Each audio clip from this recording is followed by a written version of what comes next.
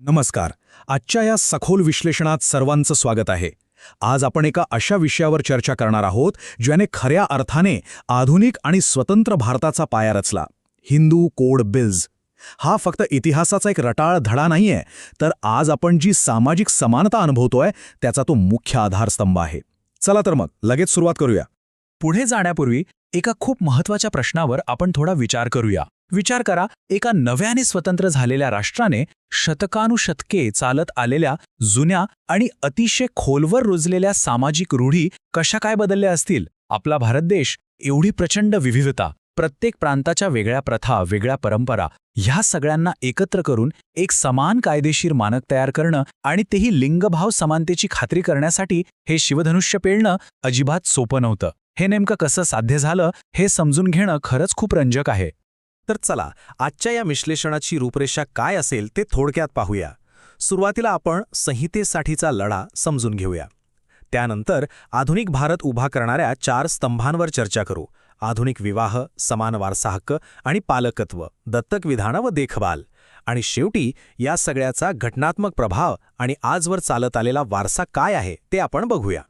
सुरुवात करूया पहिल्या भागापासून, संहितेसाठीचा लढा.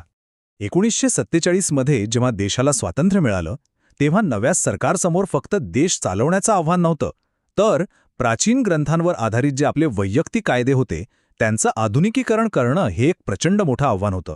पण हे अजिबात सोपं नव्हतं. या कायद्याचे मुख्य शिल्पकार आणि तत्कालीन कायदेमंत्री डॉक्टर B.R. आंबेडकर यांना संसदेच्या आतून आणि बाहेरूनही अत्यंत तीव्र अशा पुराणमतवादी विरोधाचा सामना करावा लागला. हा विरोध इतका टोकाचा होता की 1951 मध्ये हे सर्वसमावेशक विधेयक अक्षरशः थांबवावं लागलं. आणि याच नैराश्यातून डॉक्टर आंबेडकरांनी आपल्या पदाचा राजीनामाही दिला. पण सुधारणेची ही लाट तिथेच थांबली नाही. त्यानंतर तत्कालीन पंतप्रधान जवाहरलाल नेहरू यांनी एक नवी रणनीती आखली. एकाच मोठ्या विधेयकाला विरोध होतोय ना, मग त्यांनी ते 4 वेगवेगळ्या कायद्यांमध्ये विभागलं. आणि अखेर 1955 मध्ये पहिला कायदा मंजूर झाला आणि पुढच्याच वर्षी म्हणजे 1956 मध्ये उर्वरित 3 कायदेही यशस्वीरित्या संमत झाले. एका अर्थाने हा एक खूप मोठा विजय होता. आता येऊयात दुसऱ्या भागाकडे. आपला पहिला स्तंभ, आधुनिक विवाह. 1955च्या हिंदू विवाह कायद्याने आपल्या समाजातील विवाहाच्या संकल्पनेत अक्षरशः क्रांती घडवून आणली. आणि यावरून एक गोष्ट अगदी स्पष्ट होते, ती म्हणजे या कायद्याने पूर्वी कधीही मान्य नसलेल्या संकल्पना प्रत्यक्षात आणल्या. सर्वात मोठा बदल म्हणजे बहुपत्नीत्व प्रथेचं पूर्णपणे उच्चाटन. एकाच जोडीदारासोबत विवाहबद्ध राहणं सक्तीचं केलं गेलं. याशिवाय पारंपरिक कायद्यात घटस्फोट ही संकल्पनाच नव्हती. ती प्रथमच एक कायदेशीर अधिकार म्हणून समोर आली. आणि हो, बालविवाहाला आळा घालण्यासाठी विवाहासाठी किमान वयाची अटही निश्चित केली गेली, जी अट आज आपण पाहतो. महिलांसाठी 18 आणि पुरुषांसाठी 21 वर्ष. पुढे जाऊया तिसऱ्या भागाकडे. दुसरा स्तंभ, समान वारसा हक्क. विवाहाचे नियम बदलल्यानंतर 1956च्या हिंदू वारसा हक्क कायद्याने आपला मोर्चा वळवला तो संपत्तीच्या अधिकारांकडे, विशेषतः महिलांच्या अधिकारांकडे. इथे एक अतिशय महत्त्वाचा कायदेशीर शब्द येतो, सहदायद, म्हणजेच इंग्रजीत ज्याला कोपार्सनर म्हणतात. मूळ 1956च्या कायद्याने महिलांना संपत्तीचा अधिकार नक्कीच दिला होता. पण खऱ्या अर्थाने अगदी 100% समानता कधी आली? तर ती आली 2005च्या ऐतिहासिक दुरुस्तीने. या दुरुस्तीने थेट मुलींना मुलांच्या बरोबरीने वडिलोपार्जित संपत्तीत समान कायदेशीर वारसदार म्हणजेच कोपार्सनरचा दर्जा दिला. सोप्या भाषेत सांगायचं तर जन्मापासूनच मुलींना आता संपत्तीत समान वाटा मिळण्याचा हक्क मिळाला. हा खरंच एक खूप मोठा टप्पा होता. आता वळूया चौथ्या भागाकडे, पालकत्व, दत्तक विधान आणि देखभाल. हे जे उर्वरित 2 कायदे आहेत ना, ते प्रामुख्याने आपल्या कौटुंबिक संरचनेशी जोडलेले आहेत. 1956च्या कायद्यानुसार कायदेशीर पालकत्वाची रचना अगदी स्पष्ट करण्यात आली. पहिल्या टप्प्यानुसार हिंदू अज्ञान बालकाचा नैसर्गिक पालक हा प्रथम पिता असतो आणि त्यानंतर दुसऱ्या टप्प्यानुसार नैसर्गिक पालक माता असते. पण इथे कायद्याने अतिशय संवेदनशीलतेने एक महत्त्वाचा अपवादही नोंदवलाय बरं का. 5 वर्षांखालील मुलांचा ताबा साधारणपणे मातेकडेच दिला जातो, कारण अगदी उघड आहे, त्या वयात बालकाला मातेची सर्वाधिक गरज असते. आता हिंदू दत्तक आणि देखभाल कायद्याबद्दल थोडं बोलूया. या कायद्याने महिलांचे हक्क आणखी भक्कम केले. विचार करा, याने कोणत्याही महिलेला, मग ती अविवाहित असो, विधवा असो किंवा घटस्फोटित असो, कायदेशीररित्या मूल दत्तक घेण्याचा अधिकार दिला. यासोबतच आर्थिक सुरक्षेच्या बाबतीतही काही अतिशय महत्त्वाचे नियम बनवले गेले. पत्नीची देखभाल करण्याची पतीची कायदेशीर जबाबदारी या कायद्याने स्पष्टपणे निश्चित केली. आणि फक्त एवढंच नाही, तर वृद्ध पालकांची देखभाल करणं हे मुलांचं कायदेशीर कर्तव्य बनवलं. कुटुंबातील जे अवलंबित घटक आहेत त्यांच्या हक्कांचं रक्षण करण्यासाठी हा कायदा खऱ्या अर्थाने एक ढाल बनून उभा राहिला. आणि आता आपला शेवटचा 5वा भाग, या सगळ्याचा घटनात्मक प्रभाव आणि वारसा.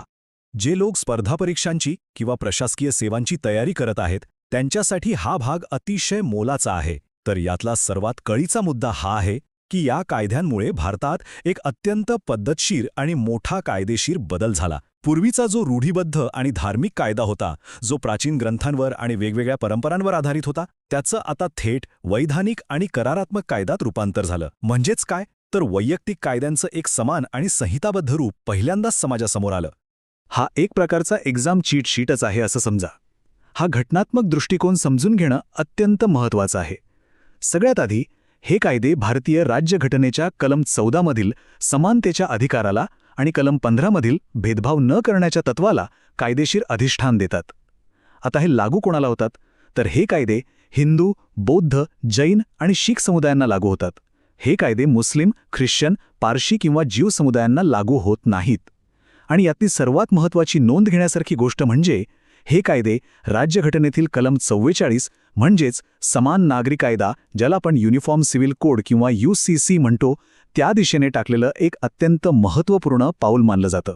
परीक्षेच्या दृष्टीने इथे एक थेट रणनीती किंवा स्ट्रॅटेजी टिप नेहमी लक्षात ठेवा. सामाजिक न्याय किंवा इतिहासावर निबंध लिहिताना किंवा मुख्य परीक्षेची उत्तरे लिहिताना हिंदू कोड बिल्सचा थेट संबंध नेहमी महिलांच्या कायदेशीर सक्षमीकरणाशी नक्की जोडा. पारंपरिक कायद्यातून संहिताबद्ध कायद्याकडे झालेला हा प्रवास फक्त राजकीय नव्हता, तर देशातील महिलांना त्यांचे मूलभूत आणि समान हक्क मिळवून देणारा तो एक अत्यंत यशस्वी लढा होता. हे तुमच्या उत्तरातून अगदी ठळकपणे दिसलं पाहिजे. तर या सखोल विश्लेषणाचा समारोप करताना एक अतिशय महत्त्वाचा आणि विचार करायला लावणारा प्रश्न मी इथं उपस्थित करतो. हिंदू कोड बिल्सने 1950च्या दशकात जो भक्कम पाया घातला, तो आजच्या समान नागरी कायद्याच्या म्हणजेच UCCच्या आधुनिक आणि चालू असलेल्या चर्चांवर कसा बरं प्रभाव टाकत असेल? हा विषय आजही अत्यंत प्रासंगिक आहे. या ऐतिहासिक कायद्यांचा प्रवास समजून घेतल्यावर आपल्याला आजची कायदेशीर, राजकीय आणि सामाजिक परिस्थिती नक्कीच अधिक स्पष्टपणे समजते. आजच्या या माहितीपूर्ण सत्रात सहभागी झाल्याबद्दल सर्वांचं खूप खूप आभार. या विषयावर अधिक वाचन नक्की करा आणि स्वतः विचार करा.